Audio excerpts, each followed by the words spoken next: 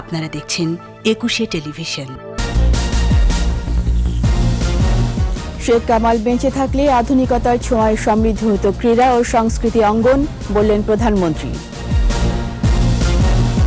করোনায় ২০ জেলায় আরও ১৬১ জনের মৃত্যু, ১৪ আগস্ট থেকে গণটিকা কার্যক্রম।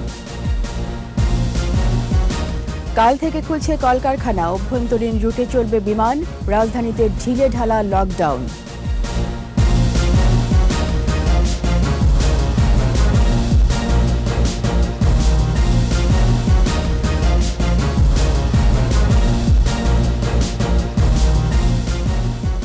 শুনছিলেন ফার্স্ট সিকিউরিটি ইসলামী ব্যাংক লিমিটেড সংবাদ শিরোনাম। আমন্ত্রণ দুপুর ২টার ২১ সংবাদে, সাথে আছি রীতা চৌধুরী। দর্শক, একুশে টেলিভিশনের সংবাদ একই সাথে সরাসরি দেখতে পাবেন আমাদের ফেসবুক পেজ www.facebook.com/2124 অনলাইনে। এছাড়া সংবাদেও থাকছে ১৫ আগস্টের পর গুম, খুন আর কারাবরণে নেতৃত্ব শূন্যতায় পড়ে আওয়ামী লীগ, দেশে ফিরে দলের হাল ধরেন শেখ হাসিনা।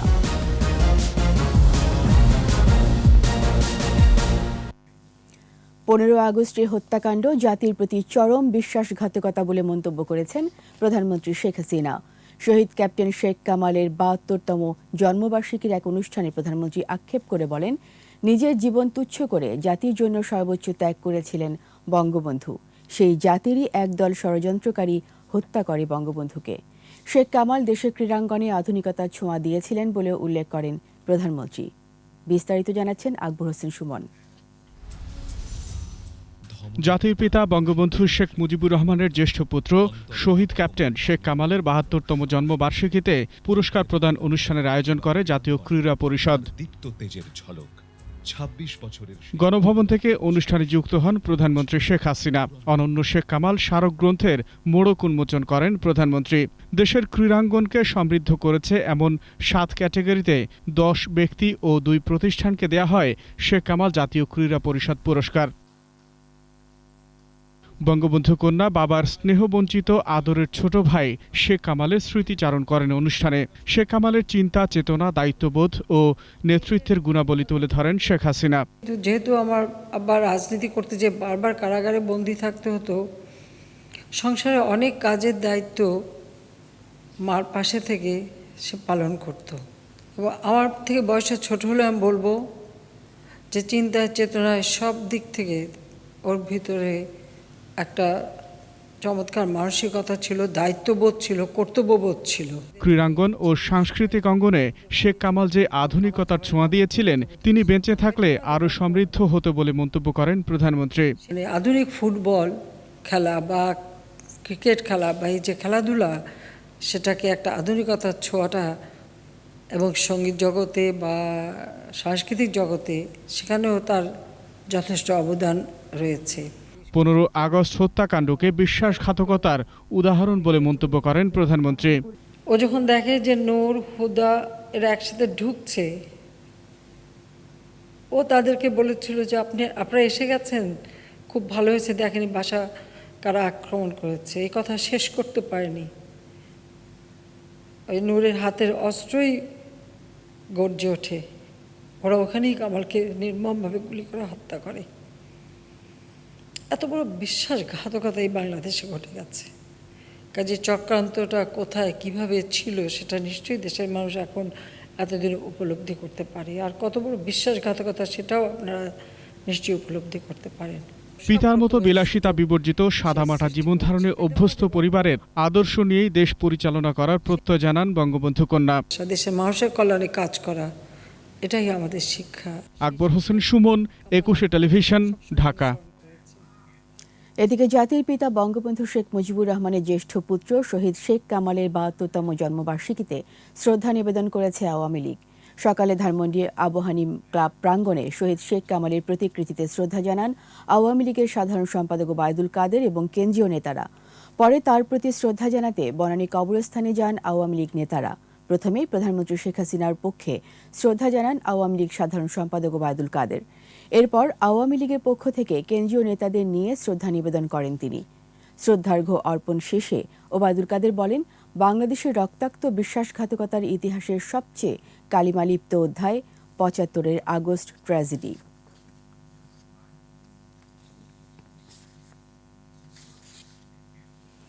শেখ কামাল রণাঙ্গনের বীর মুক্তিযোদ্ধা, মেধাবী ছাত্র, দক্ষ ক্রীড়া সংগঠক, একজন সংস্কৃতিসেবী। বঙ্গবন্ধু শেখ মুজিবুর রহমানের জ্যেষ্ঠ পুত্র। দেশ স্বাধীন হওয়ার পর অস্ত্র ফেলে তারুণ্যের হাতে তুলে দেন খেলার উপকরণ। প্রতিষ্ঠা করেন আবাহনী ক্রীড়া চক্র। সাংগঠনিক দক্ষতা, প্রজ্ঞা ও মেধায় অনন্য শেখ কামাল জয় করেছিলেন সবার মন। আজ তার ৭২তম জন্মদিন। রিপোর্টে আরও জানাচ্ছেন আকবর হোসেন সুমন। ১৯৪৯ সালের ৫ আগস্ট গোপালগঞ্জের টুঙ্গিপাড়ায় জন্মেছিলেন বঙ্গবন্ধু শেখ মুজিবুর রহমান ও বঙ্গমাতা শেখ ফজিলাতুন্নেসা মুজিবের বড় ছেলে শেখ কামাল। দুরন্ত প্রতিভাধর শেখ কামাল সেগুনবাগিচার ডনস কিন্ডারগার্টেন স্কুলে শিক্ষাজীবন শুরু করেন। কেজি ও স্ট্যান্ডার্ড ডিঙিয়ে ডাবল প্রমোশন নিয়ে ভর্তি হন শাহিন স্কুলে। ছাত্রাবস্থায় স্কুলের ক্যাপ্টেন নির্বাচিত হন। সহজাত নেতৃত্বের গুণাবলী ছিল তার।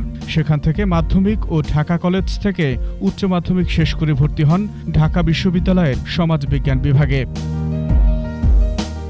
মুক্তিযুদ্ধে দক্ষ সংগঠকের ভূমিকাও পালন করেন শেখ কামাল। তিনি ভারতে প্রশিক্ষণরত সেই ৬১ সৌভাগ্যবানের একজন, যিনি বাংলাদেশ ফার্স্ট ওয়ার কোর্স সম্পন্ন করে সেনাবাহিনীর লেফটেন্যান্ট হিসেবে কমিশন লাভ করেন। শেখ কামালকে আমাদের প্রশিক্ষণ ক্যাম্পে দেখে আমাদের মনোবল বেড়ে গেল। আমরা নিশ্চিত হলাম শেখ কামাল বেঁচে আছে, কেননা তার সম্বন্ধে তো অনেক ঘটনা ঘটেছিল। এমন গুজব ছিল যে তার লাশ দেখা গেছে কোথায়। আর যখন দেখলাম আমাদের মনোবল দেখে তাকে অবাক এবং যে মনোবল অনেক বেড়ে গেল। মুক্তিযুদ্ধ শেষে স্বপ্ন দেখেছিলেন একদিন বিশ্ব ক্রীড়াঙ্গনে বিজয়ের পতাকা উড়াবে বাংলাদেশ। সেই স্বপ্ন বাস্তবায়নের অংশ হিসেবে বন্ধুদের নিয়ে প্রতিষ্ঠা করেন আবাহনী ক্রীড়া চক্র। সারা দেশবাসী জানে, যখন দেশ স্বাধীন হলো তখন শেখ কামাল আধুনিক ফুটবলের জনক বলে তাকে মনে করত। তার লক্ষ্য ছিল সারা দেশে আবাহনী ব্রাঞ্চ করবে, বিদেশে ব্রাঞ্চ করবে। সে করে যেতে নেই, শুধু ফরিদপুর আর খুলনাতে করেছে। তার চিন্তা চেতনা দিয়ে আমরা বা আমাদের নেতৃত্বে আমরা সারা দেশেই ব্রাঞ্চ করেছি। সাংস্কৃতিক অঙ্গনে সাড়া ফেলেছিলেন স্পন্দন শিল্পী গোষ্ঠীর মধ্য দিয়ে। নাট্যাঙ্গনেও ছিল সরব সদর্প পদচারণা। ছাত্রনেতা ছিল, শাসিক নেতা ছিল, কিন্তু তাদেরকে কোনো স্পোর্টসের এই আবাহনী ক্লাবের গেট দিয়ে ঢুকতে দিত না। বলে যে এটা খাঁটি, এখানে শুধু স্পোর্টস হবে। যখন আমি সাংস্কৃতিক মন্ত্রণালয়ে যাবো সেখানে শুধু সংস্কৃতি হবে। যখন আমি ছাত্র নেতৃত্ব করবো তখন ছাত্র নেতৃত্ব হবে। ১৯৭৫-এর ১৪ জুলাই ঢাকা বিশ্ববিদ্যালয়ের ব্লু খ্যাত দেশ বরেণ্য অ্যাথলেট সুলতানা খুকুকে বিয়ে করেন শেখ কামাল। দেশের ক্রীড়াঙ্গনকে এগিয়ে নিয়ে যাওয়ার স্বপ্ন দেখেন নবদম্পতি। মেহেদির রং শুকানোর আগেই ১৫ই আগস্ট ঘাতকের বুলেটে বঙ্গবন্ধুর সাথে নিহত হন তারা। শেখ কামাল বেঁচে আছেন তার কীর্তির মাধ্যমে। ক্রীড়াঙ্গন ও সাংস্কৃতিক পরিমণ্ডলে আজও পথ দেখান সেই তরুণ যুবা শেখ কামাল। আকবর হোসেন সুমন, ২১ টেলিভিশন, ঢাকা। সারা দেশে করোনার সংক্রমণ বেড়েই চলেছে। একদিনে ২০ জেলায় মারা গেছে ১৬১ জন। শনাক্তের হার কোথাও কমছে, কোথাও বাড়ছে। সংক্রমণ এড়াতে সচেতনতা বাড়ানোর পাশাপাশি সামাজিক দূরত্ব মেনে চলার আহ্বান সংশ্লিষ্টদের। ২১-এর প্রতিনিধিদের সহায়তায় মুশফিকা নাজনীনের রিপোর্ট। গত ২৪ ঘণ্টায় ময়মনসিংহ মেডিকেল কলেজ হাসপাতালে আরও ২১ জনের মৃত্যু হয়েছে। এর মধ্যে ৬ জন করোনা ও বাকি ১৫ জন উপসর্গ নিয়ে মারা গেছেন। নতুন করে ৮৬ জন রোগী ভর্তি হয়েছেন। বরিশালে করোনা ও উপসর্গে মারা গেছে ১৯ জন। রাজশাহীতে গত ২৪ ঘণ্টায় করোনা ও সংক্রমণে মারা গেছেন ১৭। সিলেটে করোনায় ১৩ জনের মৃত্যু হয়েছে। কুষ্টিয়াতে বেড়েছে সংক্রমণের হার, গত ২৪ ঘণ্টায় মারা গেছে ১১ জন। ফরিদপুরেও মারা গেছে ১১ জন। চাঁদপুরে মারা গেছে ৯ জন। করোনা ও উপসর্গে ফেনীতে ৮ ও সাতক্ষীরায় মারা গেছে ৮ জন। এদিকে চুয়াডাঙ্গায় গত ২৪ ঘণ্টায় করোনা ও করোনার উপসর্গ নিয়ে ৭ জনের মৃত্যু হয়েছে। এ নিয়ে জেলায় করোনায় মোট মৃতের সংখ্যা ১৯০ জন। নমুনা পরীক্ষায় শনাক্তের হার আগের দিনের চেয়ে ৩.৯৫% বেড়ে হয়েছে ১৯.০৪%। যশোরে ৬ ও ঝিনাইদহে করোনায় আক্রান্ত হয়ে ও উপসর্গ নিয়ে গত ২৪ ঘণ্টায় মারা গেছে ৫ জন। সিভিল সার্জন জানান, নতুন করে ১৬৬ জনের নমুনা পরীক্ষা করে ৩৮ জনের করোনা শনাক্ত হয়েছে। এদিকে খুলনা ও রংপুরে করোনায় মারা গেছে ৮ জন। নাটোরেও করোনায় 4 জনের মৃত্যু হয়েছে। এর মধ্যে বড়াই গ্রামে 2 জন এবং সদর হাসপাতালে 2 জন।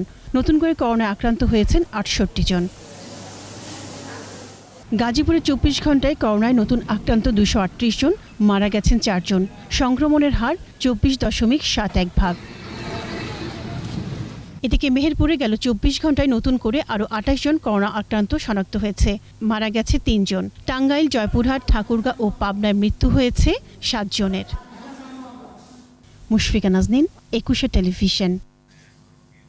লকডাউনের কারণে পেছালো গণটিকা কার্যক্রম। 7ই আগস্টের জায়গায় 14ই আগস্ট শুরু হবে গণটিকা দান। তবে 7ই আগস্ট পরীক্ষামূলকভাবে এই কার্যক্রম চলবে বলে জানিয়েছেন স্বাস্থ্য অধিদপ্তরের মহাপরিচালক। আমাদের তো প্ল্যান যেটা মাইক্রো প্ল্যান ছিল, ওয়ার্ড প্রতি ওই যে ইউনিয়ন প্রতি 3টা করে সেন্টার, প্রতি সেন্টারে 200 করে, 3 দুগুণে 600, এটা তো সবই ঠিকই আছে। আমরা 12 তারিখ পর্যন্ত চালাবো। আমরা 7 তারিখে একটা টেস্ট রান দিব, এরপরে এর মধ্যে 11 তারিখ পর্যন্ত তো আবার একটা লকডাউন আছে, যেরকম একটা লকডাউন আছে। তো এর মধ্যে তো আমার ট্রান্সপোর্ট ইত্যাদি এগুলো নিয়ে ঝামেলা হবে। আমরা আবার 14 তারিখ থেকে আবার আমরা শুরু করি। কলকারখানা খোলা রেখে বাড়ল লকডাউনের মেয়াদ। কাল থেকে অভ্যন্তরীণ রুটে শুরু হচ্ছে ফ্লাইট চলাচল। এদিকে রাজধানীতে লকডাউন অনেকটা ঢিলেঢালা। প্রবেশ পথগুলো দিয়ে পায়ে হেঁটে ঢুকছে মানুষ। অনেকে আবার ঢাকা ছেড়ে যাচ্ছেন গন্তব্যে। গণপরিবহন না থাকায় কয়েক গুণ বেশি ভাড়া গুনতে হচ্ছে রিকশায়। মফিউর রহমানের রিপোর্ট। রাজধানী সড়কগুলোতে গণপরিবহন ছাড়া চলছে সব ধরনের যানবাহন। কোথাও কোথাও দেখা গেছে যানজট। এমন অবস্থায় কলকারখানা খোলা রেখে লকডাউনের মেয়াদ 10 আগস্ট পর্যন্ত বাড়িয়ে প্রজ্ঞাপন জারি করেছে সরকার। চালু হচ্ছে আভ্যন্তরীণ রুটের ফ্লাইট। লকডাউনের মধ্যেই প্রবেশপথগুলোতে পায়ে হাঁটা মানুষের সারি ভেঙে ভেঙে আসার কারণে রয়েছে পথের ক্লান্তি। ভাই আমি কথা বলতে পারছি না, বমি করছি তো। এই চান্দরা পর্যন্ত বাসে আসছিলাম, এরপর ওখান থেকে নামা দিছে। কনস্ট্রাকশন সেক্টরে জব করি, এরপর থেকেই সাইট খোলা, তো এখন আসা ছাড়া উপায় ছিল না। অনেকেই ঢাকা ছেড়ে যাচ্ছেন গ্রামের বাড়ি। মাইক্রোবাস সহ বিভিন্ন যানবাহনে গুনতে হচ্ছে অতিরিক্ত ভাড়া। হ্যাঁ, লকডাউন যাইতেছি, কাজ আছে, বাড়ি অসুস্থ আম্মা, তার জন্য রাস্তায় এখন যেভাবেই হোক এইভাবে ভেঙ্গা যাইতেই হবে। সমস্যা পথে পথে চেক আছে, চেক করে করে বেটারা ছাইরা দেয়। আর ঝামেলা তো হচ্ছে, পুলিশ প্রশাসন আছে এখানে, ওদের ক্যাপচার করে যাওয়া হচ্ছে। ঢাকায় গণপরিবহন চলাচল না করায় বেড়েছে রিকশার উপর নির্ভরতা। স্বাভাবিক সময়ের চেয়ে বেশি ভাড়া আদায় করছেন চালকরা। যাই মহাখালী, শ্যামলী, কল্যাণপুর, কলেজ গেট, সরদ্দি হাসপাতাল, 250, 300, 200 যায়, যেনকে যাওয়া যায়। গাড়ি ঘোড়া নাই, এই কারণে হয়তো আপনার একটু বাড়তি আর কি। তবে পুলিশ বলছে লকডাউন কার্যকর করতে সবসময় তৎপর তারা। ইদানিং আবার গার্মেন্টস খুলে দেওয়ার কারণে তারা বিভিন্ন অজুহাত দেখাচ্ছে। অফিস আদালত যেহেতু অনেকেই খোলা, এজন্য তারা অজুহাত দেখাচ্ছে। কিন্তু এর আগে আমরা যারা বের হয়েছে অহেতুক, তাদেরকে আমরা আইনের আওতায় এনেছি, মামলা দিয়েছি। যারা মাস্ক ছাড়া ঘোরাঘুরি করছেন তাদের সতর্ক করা হচ্ছে। মফিউর রহমান, একুশে টেলিভিশন, ঢাকা। নিচ্ছি সংবাদ বিরতি। যখন ফিরছি তখন অন্যান্য খবরের সঙ্গে আরও থাকবে। করোনায় আক্রান্তদের 98% শরীরে ডেল্টা ভ্যারিয়েন্ট।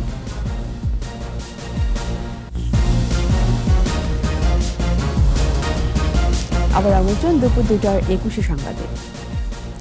বাংলাদেশে শনাক্ত 98% করোনা রোগী ডেল্টা ভ্যারিয়েন্টে আক্রান্ত বলে জানিয়েছে বঙ্গবন্ধু শেখ মুজিব মেডিকেল বিশ্ববিদ্যালয়। আজ বৃহস্পতিবার বিএসএমএমইউ কোভিড-19 জিনোম সিকোয়েন্সিং গবেষণার ফলাফল প্রকাশ করে। জিনোম সিকোয়েন্সিং রিসার্চ প্রজেক্টের সুপারভাইজার ও বিশ্ববিদ্যালয়ের উপাচার্য অধ্যাপক ডক্টর মোহাম্মদ শরফুদ্দিন আহমেদ এই ফলাফল তুলে ধরেন। গত 29 জুন থেকে 30 জুলাই পর্যন্ত সারা দেশে কোভিড-19 শনাক্ত রোগীদের উপর এই গবেষণা পরিচালিত হয়। গবেষণায় দেশের সব বিভাগের 300 রোগী রিপ্রেজেন্টেটিভ স্যাম্পলিং করা হয়। এর মধ্যে 53% পুরুষ। বিএসএমএমইউ এর গবেষণায় 9 মাস থেকে শুরু করে 90 বছরের বয়স পর্যন্ত রোগী অন্তর্ভুক্ত ছিলেন। এর মধ্যে 30 থেকে 39 বছর বয়সের রোগীর সংখ্যা বেশি ছিল। এবার শোকাবহ আগস্ট।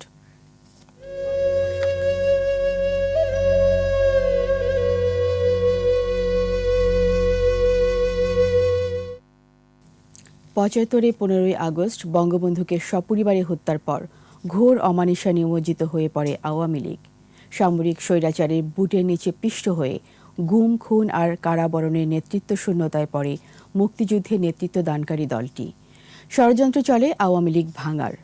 1981 সালে দেশে ফিরে দলে হাল ধরেন বঙ্গবন্ধু কন্যা শেখ হাসিনা। সেই থেকে শুরু হয় ভোট, ভাত আর দলকে সুসংগঠিত করার লড়াই। 21 বছর পর 1996 সালে রাষ্ট্র ক্ষমতায় আসে আওয়ামী লীগ। এরপর 2008 থেকে টানা 3 বার। নেতৃত্ব গুণে আজ অপ্রতিরোধ আওয়ামী লীগ। আরও জানাচ্ছেন রিয়াজ সুমন। 15 আগস্ট জাতির পিতা বঙ্গবন্ধু শেখ মুজিবুর রহমান সহ পরিবারের সদস্যদের হত্যার পর অভিভাবক শূন্য আওয়ামী লীগ। নেতাকর্মীদের উপর নেমে আসে জেল, জুলুম, অত্যাচার, নির্যাতনের খড়গ। চলে আওয়ামী লীগকে নিশ্চিহ্ন করার ষড়যন্ত্র। সকালে বাইরে রাত্রে বাড়িতে ফিরবো কিনা তার কোনো গ্যারেন্টি ছিল। সেই সময় অনেকে টিটকারি করেছে, ও আওয়ামী লীগ আর 100 বছর আইবে না। চরম সংকটে 1981 সালে আওয়ামী লীগের জাতীয় কাউন্সিলে সভাপতি নির্বাচিত হন শেখ হাসিনা। তখন তিনি ভারতের দিল্লিতে। সভাপতি নির্বাচিত হওয়ার প্রায় 3 মাস পর দেশে ফেরেন বঙ্গবন্ধু কন্যা। হাল ধরেন আওয়ামী লীগের। দেশে শুরু হয় গণতন্ত্র প্রতিষ্ঠার লড়াই। কোনো ষড়যন্ত্রেই থামানো যায়নি তাকে। এই দুর্গম রাস্তা পাড়ি দিতে যে 81 সালের পর বহুবার তিনি নিজেও মৃত্যুর মুখোমুখি হয়েছে। একদিকে আন্দোলন সংগ্রাম, আরেকদিকে সংগঠনকে শক্তিশালী করা। শেখ হাসিনার নেতৃত্বে 21 বছর পর 1996 সালে সরকার গঠন করে আওয়ামী লীগ। শুরু হয় জাতির পিতার আদর্শে পথ চলা। 96 সনের পরে তিনি এসে ইন্ডিপেন্ডেন্ট অর্ডিন্যান্স বাতিল করলেন এবং বঙ্গবন্ধু হত্যার অনেক খুনিকে বিচার করলেন, বিচারের আওতায় আনলেন, শাস্তি দিলেন। 2001 সালে আবারও ষড়যন্ত্র। নীল নকশার নির্বাচনে ক্ষমতায় বিএনপি জামাত জোট। আরও একটি অন্ধকার সময়। বিএনপি জামাতের নির্যাতনে ঘরবাড়ি ছাড়া আওয়ামী লীগ নেতাকর্মীরা। পূর্ণিমা মহিমাদের কান্নায় ভেজে বাংলার মাটি। হত্যা করা হয় শাহ এম এস কিবরিয়া, মমতাজ উদ্দিন, আহসানুল্লাহ মাস্টারকে। হাওয়া ভবনের ষড়যন্ত্রে 2004 সালের 21 আগস্ট শেখ হাসিনার উপর গ্রেনেড হামলা। প্রাণে বেঁচে যান বঙ্গবন্ধু কন্যা। যেমনিভাবে বঙ্গবন্ধুকে হত্যা করে তারা ভেবেছিল যে, এবং 4 নেতাকে হত্যা করে আওয়ামী লীগকে নিঃশেষ করে দেওয়া হলো, ঠিক তেমনিভাবে শেখ হাসিনাকে হত্যা করে আওয়ামী লীগকে নেতৃত্ব শূন্য করার চেষ্টা করা হয়েছে। 2008 সালের নির্বাচনে বিপুল বিজয়। এরপর থেকে টানা 12 বছর রাষ্ট্র ক্ষমতায় শেখ হাসিনার আওয়ামী লীগ। এক যুগের উন্নয়নে বদলেছে দেশের চেহারা। তাই তো বাংলাদেশ আজ উন্নয়নের রোল মডেল। বঙ্গবন্ধু কন্যার নেতৃত্বেই উন্নয়নশীল দেশে উত্তরণ। জাতির পিতার আদর্শেই এগিয়ে চলেছে গণমানুষের দল আওয়ামী লীগ। রিয়াজ সুমন, 21 টেলিভিশন, ঢাকা। সময় হলো আরও একটি সংবাদ বিরতি। যখন ফিরছি তখন অন্যান্য খবরের সঙ্গে আরও থাকবে। দুনিয়া জুড়ে করোনা আক্রান্তের সংখ্যা 20 কোটি ছাড়ালো।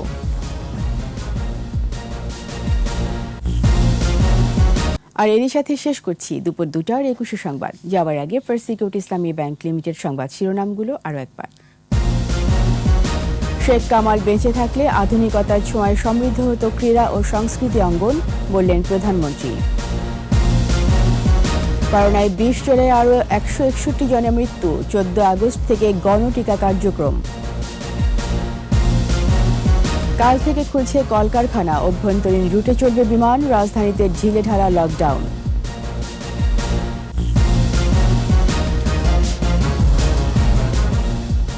সবশেষ খবর জানতে ডায়াল করুন 2021 নম্বরে, আর ভিজিট করুন 21-tv.com এই ওয়েবসাইটে। এছাড়া ফেসবুকে লগ ইন করতে পারেন facebook.com/2124 অনলাইনে। এতক্ষণ সঙ্গে থাকার জন্য ধন্যবাদ। সন্ধ্যা 6টায় 21 দেশের সংবাদ দেখার আমন্ত্রণ রইল। স্বাস্থ্যবিধি মেনে চলুন, সুস্থ থাকুন। ধন্যবাদ।